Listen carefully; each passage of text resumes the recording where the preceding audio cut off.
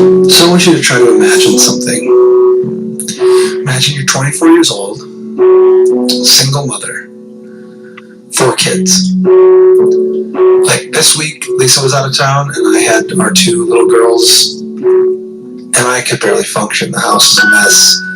Trying to get work done. My life is a mess from a week of being a single dad. I don't know how single parents do it. Right? Okay, so you're a parent, 4 kids. You don't have money. You don't have very much money, and you're living in public housing. All of your energy is going to just making sure your kids are okay, that you have food on the table. And thankfully, the government is helping you do that a little bit, getting food stamps, etc. This sort of existence is hard for me to imagine. But along with countless Americans, a woman named Irma Faye Stewart lived in Hearne, Texas, November 2000. And this was her reality. So try to stay in her shoes for a moment here. Try to imagine a typical day, trying to provide for your family, trying to keep the chaos at bay. Then suddenly one day, the police show up and arrest you. And you're asking, why? What did I do? You haven't done anything, but you've been accused by a confidential informant of a drug crime. Can you imagine how that would feel, first of all? You're in the middle of trying to take care of your 4 kids, and now another thing. You're being arrested for something you haven't done. She gets taken to jail. She, of course, can't afford an attorney, so they appoint one of the people who are overloaded by the system that have no way of giving an adequate defense for such a thing to her. Her bail is set at $70,000. Of course, she doesn't have $70,000. No one in her family, none of her friends have $70,000. The average person in Hearne, Texas makes $20,000 a year. So she can't get out. She's stuck. She's got her kids out in the world without her, single mother.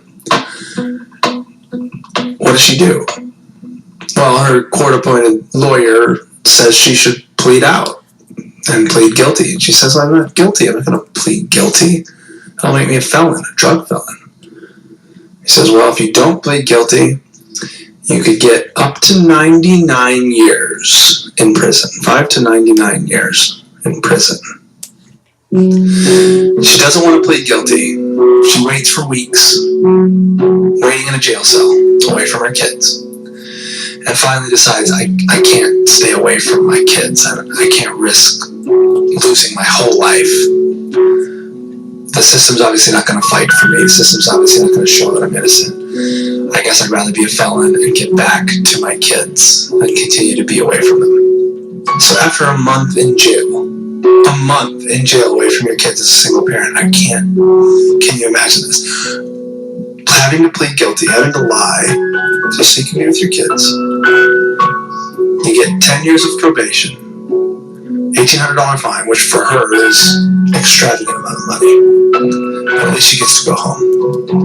And by the way, she's not alone in this. There was a whole sweep, and what they found out later was that this confidential informant that had been responsible for the police rounding up all of these people, who, by the way, all were African American, just like Irma. Everybody but one. But they found out the informant was lying. So there were all these people that were unjustly accused and arrested and jailed for something they didn't do. Could you imagine this sort of thing happening, let's say at Harvard, a bunch of white faculty members having this happen to them? You think we may have heard of that story in the news? Anyway, out of a necessity to get back to her kids after a month in jail, Irma pleads guilty, so now she's considered a convicted felon, which in this country has some pretty dire consequences. Can't vote. You can't get food stamps anymore. She can't live where she was living. So now she's homeless. Now she's a single mother of 4 without a home and without food. So she can't take care of her kids anymore. The government takes away her kids. This is not a fathomable experience to me. I can't know what that's like, because that's one thing if that was an isolated experience. This was one person who had a really bad experience. But stories like this are altogether too common, and they're piled generations high. And they are not simply isolated sad stories, but they are connected to a very large, deep fabric that is the United States of America.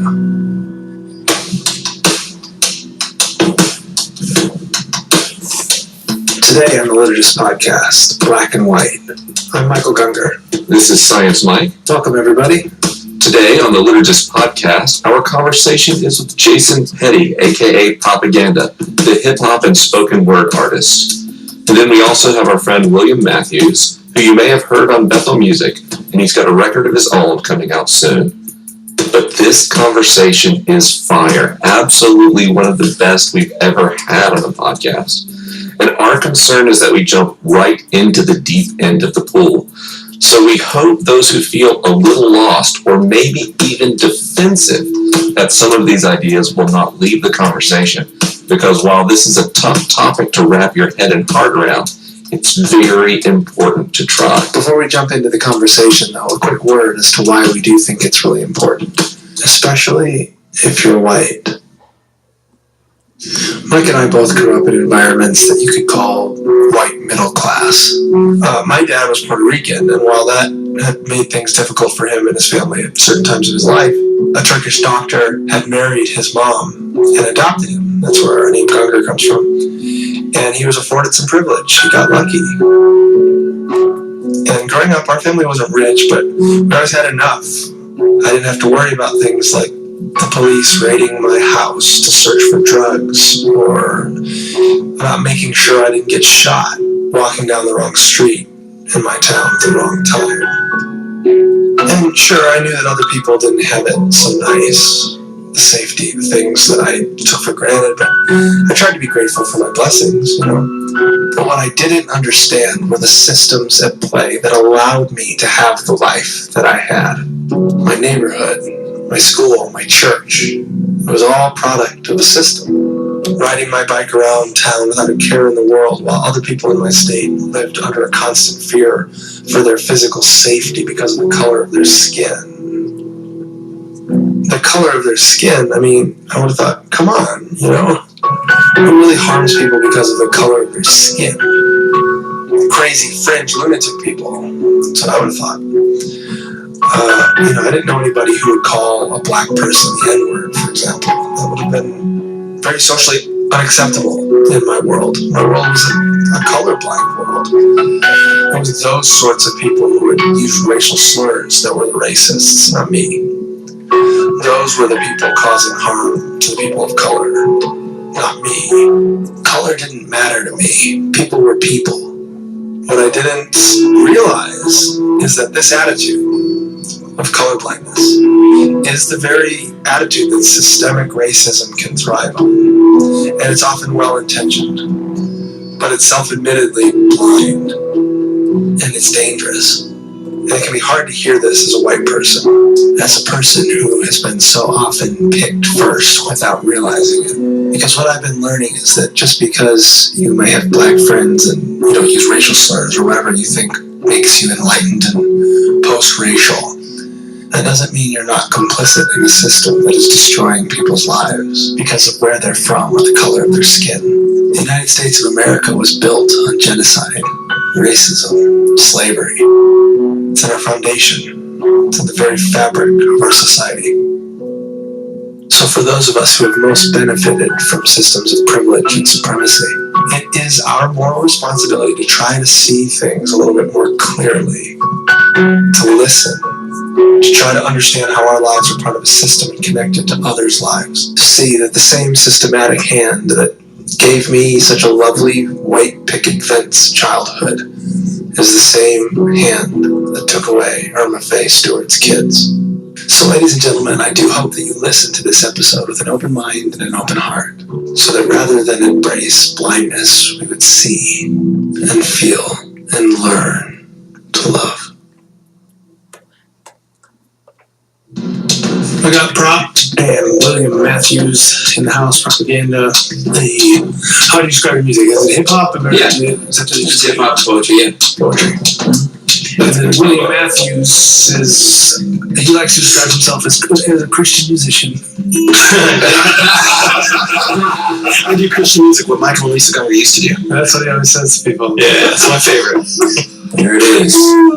Man. You're just gonna go right to there. So we were having a conversation the other night with these guys, and it was getting fiery. And oftentimes when we're anywhere near a microphone and it's getting fiery, we're just like, can everyone shut up for a second? Can we get to the microphone real quick? All right, so the direction of this conversation could go any number of ways. Yeah. It is Super Tuesday. It's Super Tuesday. Let's talk about what's happening. That will get us fired up and start going. Should we not go political?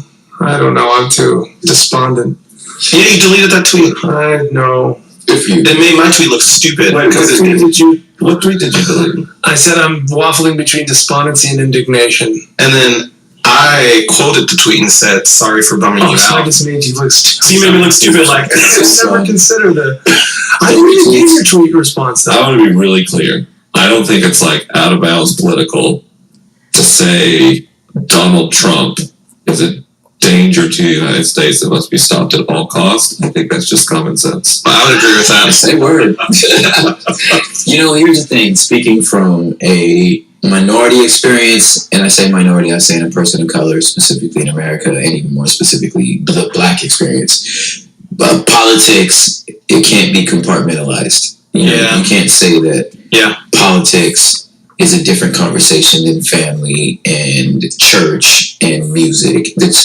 It's the same conversation. It's just the nature of our experience in this country. You can't separate them. I've been learning that the ability to not talk politics is an embodiment of what some would call privilege, what I tend to call a little harsher label, white supremacy. Yeah. And what politics is really talking about how you arrange bodies and spaces.